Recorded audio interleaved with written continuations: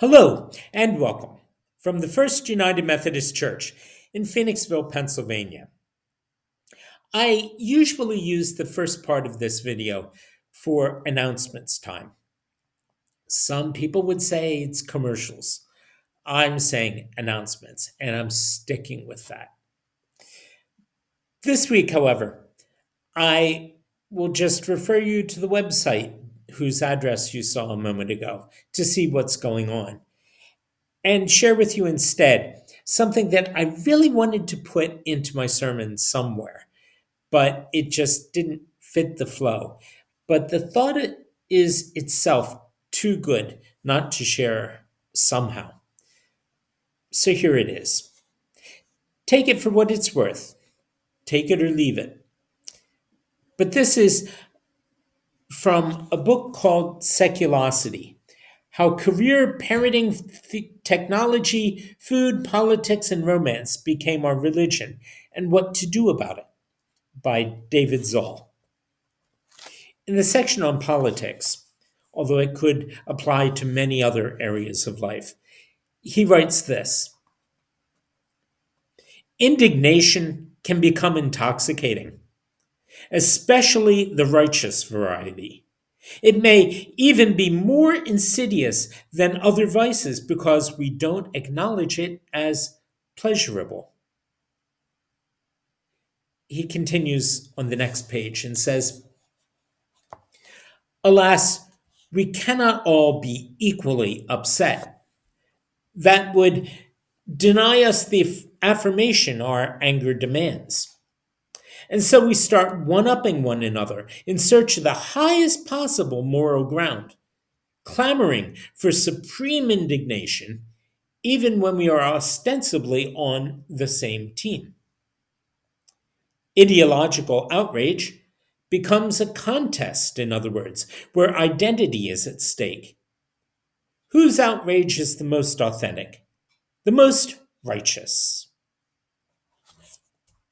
And it goes on from there. I wanted to put that in there somehow, because today's sermon is about forgiveness and about accepting one another, even when, how to put this, even when we have behaved better than someone else, or are convinced we have behaved better.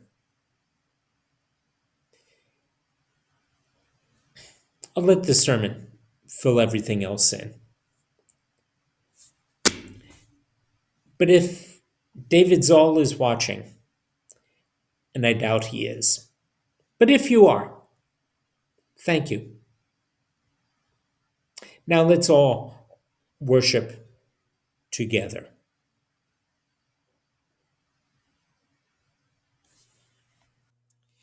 This is Eugene Peterson's translation of Jesus' parable we call the parable of the prodigal son. It's from Luke chapter 15, starting at verse 11. And it goes like this. There was once a man who had two sons. The younger said to his father, Father, I want right now what's coming to me. So the father divided the property between them. It wasn't long before the younger son packed his bags and left for a distant country. There, undisciplined and dissipated, he wasted everything he had. After he had gone through all his money, there was a bad famine throughout that country, and he began to hurt. He signed on with a citizen there who assigned him to his fields to slop the pigs. He was so hungry he would have eaten the corn cobs in the pig slop, but no one would give him any. That brought him to his senses. He said, All those farm hands working for my father sit down to 3 meals a day, And here I am, starving to death. I'm going back to my father. I'll say to him, 'Father, I've sinned against God. I've sinned before you. I don't deserve to be called your son. Take me on as a hired hand.' He got right up and went home to his father. When he was still a long way off, his father saw him. His heart pounding, he ran out, embraced him, and kissed him. The son started his speech. 'Father, I've sinned against God. I've sinned against you. I don't deserve to be called your son ever again.' But the father wasn't listening. He was calling to the servants, 'Quick, bring a clean set of clothes and dress him. Put the family ring on his finger and sandals on his feet. Then get a grain-fed heifer and roast it. We're going to feast. We're going to have a wonderful time. My son is here, given up for dead and now alive, given up for lost, now found.' And they began to have a wonderful time. All this time, the older son was out in the field. When the day's work was done, he came in. As he approached the house, he heard the music and dancing. Calling over one of the houseboys, he asked what was going on. He told him, 'Your brother came home. Your father has ordered a feast, barbecued beef, because he has him home, safe and sound.' The older brother stalked off in an angry sulk and refused to join in. His father came out and tried to talk to him, but he wouldn't listen. The son said, 'Look how many years I've stayed here serving you, never giving you one moment of grief. But have you ever thrown a party for me and my friends? Then this son of yours, who has thrown away all your money on whores, shows up, and you go all out with a feast?' His father said, 'Son, you don't understand. You're with me all the time. Everything that is mine is yours. But this is a wonderful time, and we had to celebrate. This brother of yours was dead and is alive.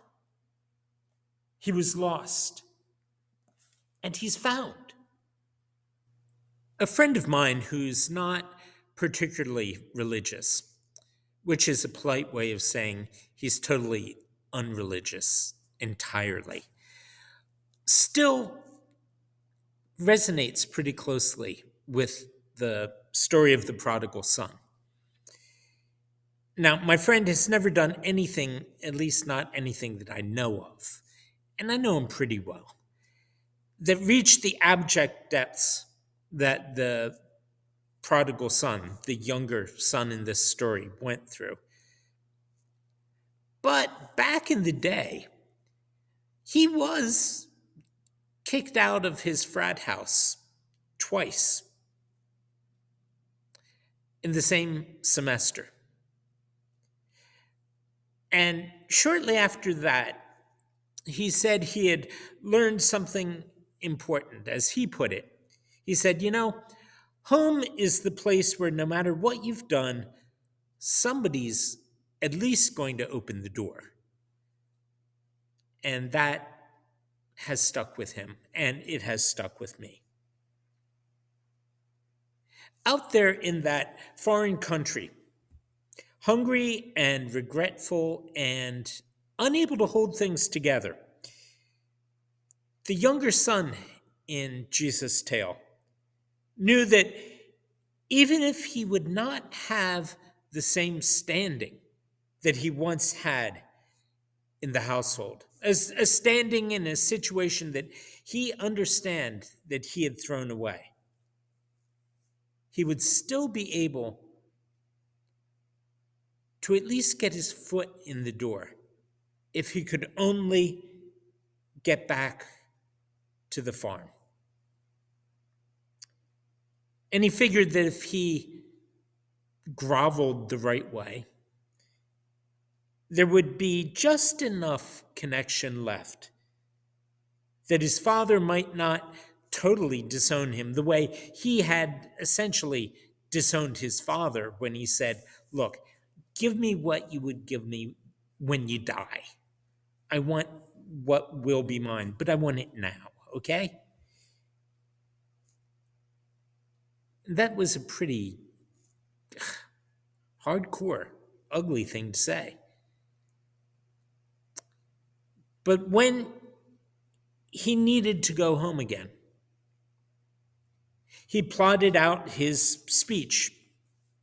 "Father, I've sinned against heaven and against you. I'm no longer worthy to be called your son. Treat me as one of your hired hands."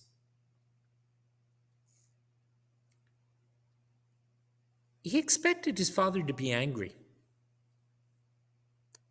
and that would have been a reasonable expectation after what he had done.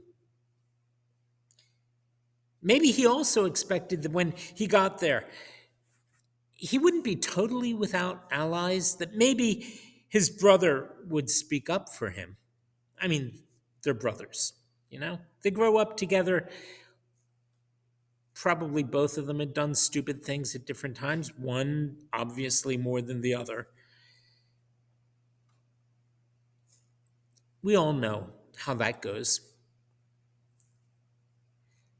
But when he did get home, it was a complete reversal of that kind of an expectation. Even if he didn't have that idea that maybe his brother would have spoken up for him, he certainly would have been surprised that his father reacted with total joy and happiness to see him,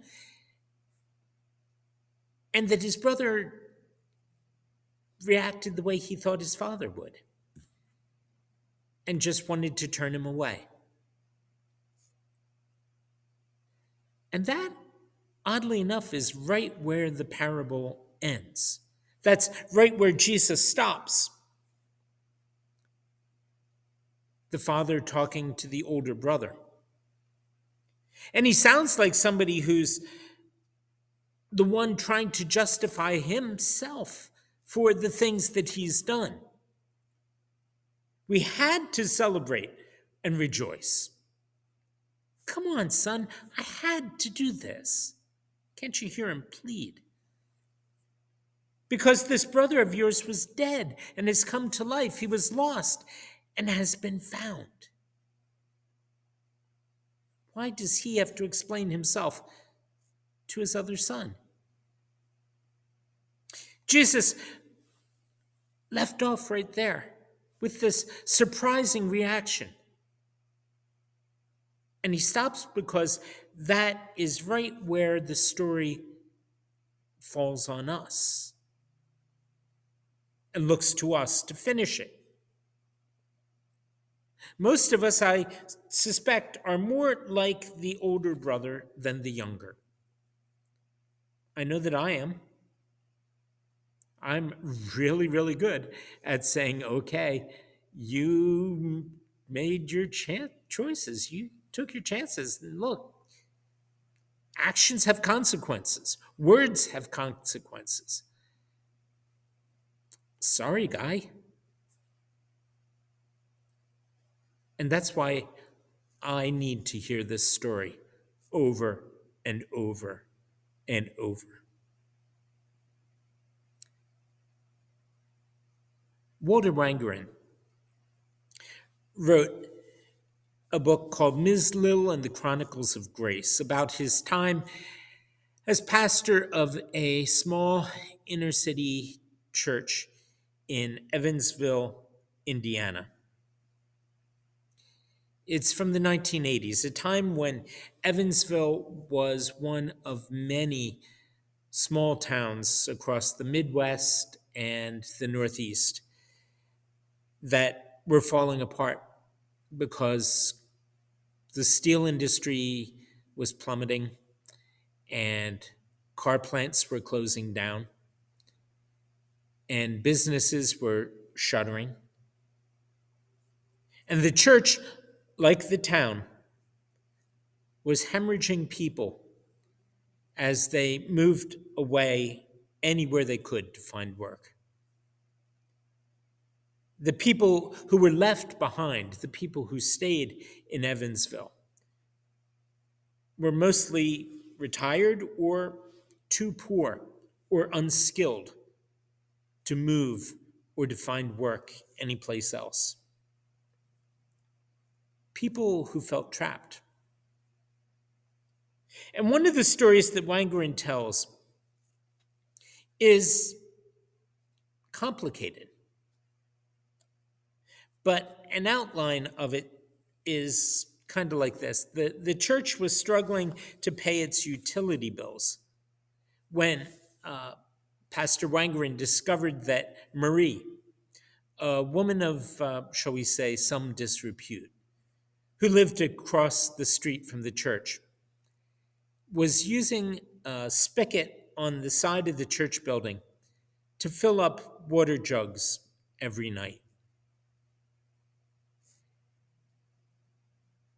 The church couldn't pay its bills either.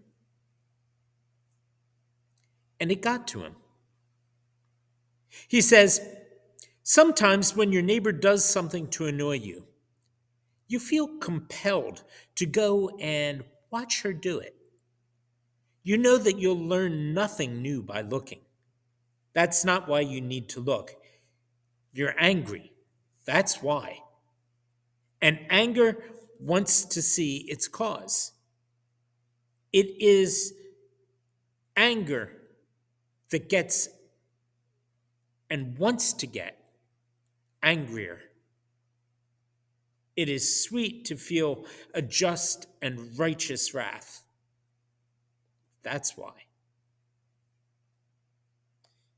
And he felt even more justified at his anger when he saw one night that it was not Marie herself, but one of her many clients, shall we say, who was filling up the jugs that time. And so the pastor felt almost triumphant as he ran down into the church cellar and he found the main pipes going out to the spigot and heard the water slow down as he cranked the valve closed and heard the water stop as he tightened it. In the course of the sermon that Sunday, he let his little victory be known. And at the end of the service, he was shaking hands, as we do. And he shook hands with Ms. Lill, one of the church mothers. He says, the old woman spoke in velvet and severity, and I began to get afraid. Her grandma's name was Alice Jackson, Ms. Lill said, staring steadily. Come up from Kentucky and went to school with me. Poor Alice did. She raised her babies and then she raised her grandbabies too. She did the best she could by them, but a body can only do so much. Pastor, said Ms. Lill, when you talk about Skinny Marie, you think of her grandma. You think of Alice Jackson by name. You think to yourself, she died of tiredness. And then you won't be able to talk except in pity. Ms. Lill had more to say to him, but Wangerin finishes the story standing there like the prodigal's older brother, like the brother standing before the pleading father. Ms. Lillian Lander fell silent then, but she did not smile, and she would not let me go. For a lifetime, for a Sunday in a season, the woman remained immovable. She held my hand in a steadfast grip, and she did not let it go. I suspect that one reason we all need to hang together all the time, all of God's people, is that there will almost always be a prodigal, a younger son, a skinny Marie, an Alice Jackson. There will almost always be someone like them who has known the need of an open door, and someone like Walter Wangerin that day, who came to know the cost of keeping the door closed. Whenever we celebrate a baptism, we celebrate God's pardon. We celebrate God's grace. We celebrate God's welcome. And we think of it in terms of what God is doing, because that is the primary promise that is made, the promise that God makes for all of us in our brother Jesus, who does speak up for us, who does take our part. But there's also a promise that we, at least in our tradition, we, the people of God, gathered around the water with the person receiving it. There's a promise that we make. We use the words that say, we will surround these persons now before us. A child, usually, the child's family, usually.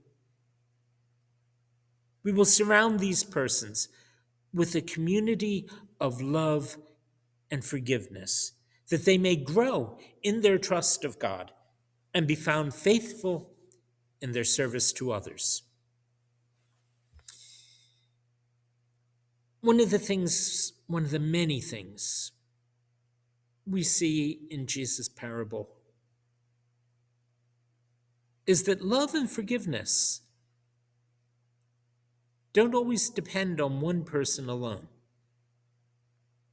especially when the harm goes deep and when the hurt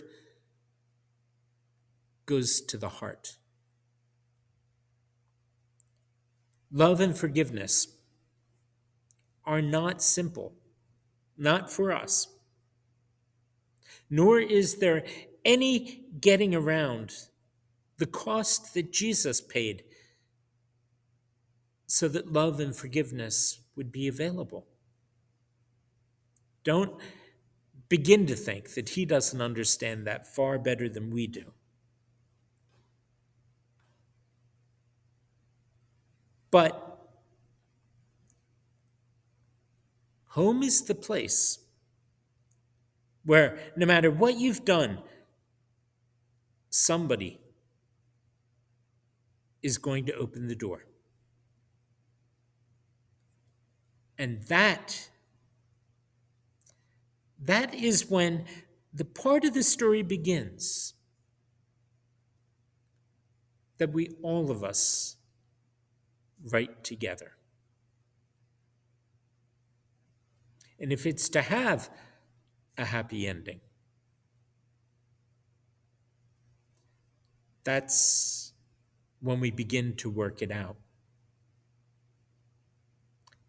By God's grace, who is the Father of us all.